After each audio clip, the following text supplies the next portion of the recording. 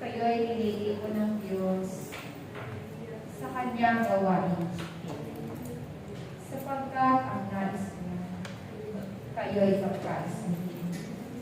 Ako'y narito, at ako'y kasama niyo. Ako si Yahweh, ang Diyos na inyong pinatawag. Ako ang Diyos, magpakailanman, aking mahal. Kayo ay patuloy ko iingatan.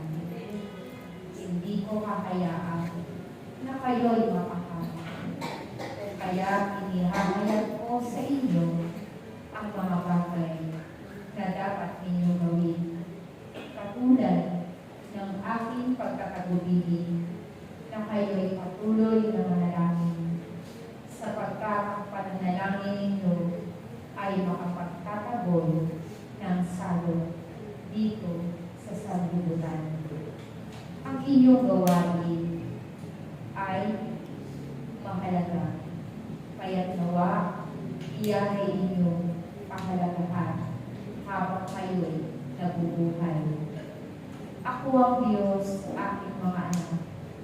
Sa akin kayo nakikipagtipan at hindi sa tao.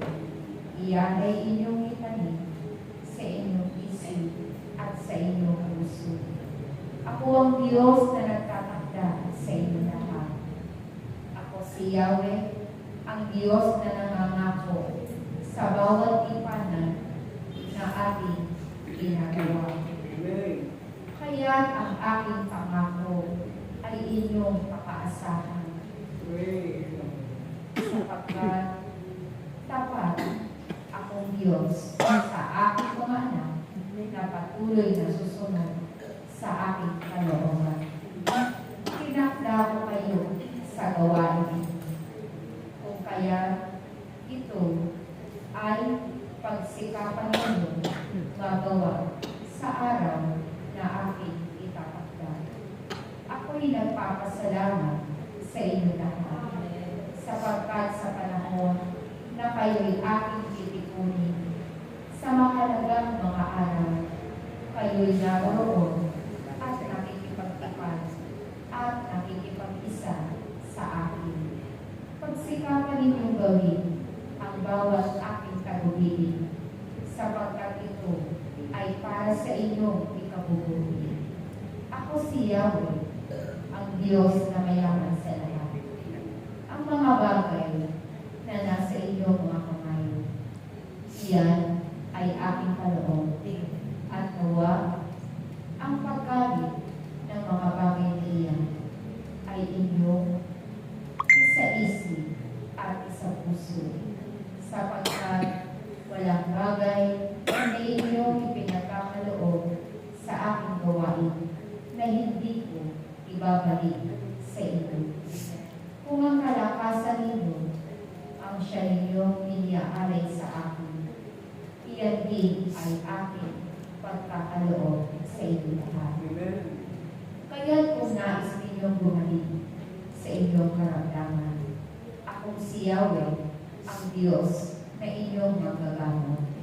Kaya patuloy kayong dumalo sa aking tipanan at ipakikita ko sa inyo ang aking pangako na kayo'y gagaling sa bawat tipanan.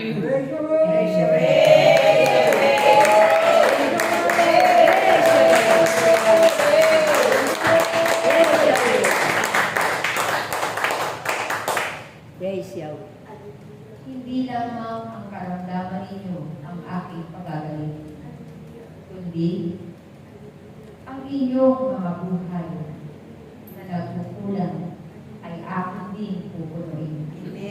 Sapagkat akong si Yahweh ay Diyos na mayaman sa lahat.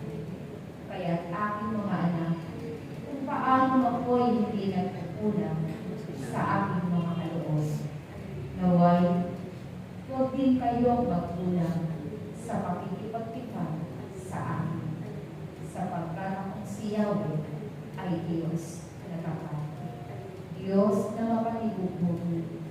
Kaya't nawa, pagsikapan ninyong gawin kung ano ang aking ipinagtatagubilin, at ang aking pangako ay makakamit ninyo sa araw-araw.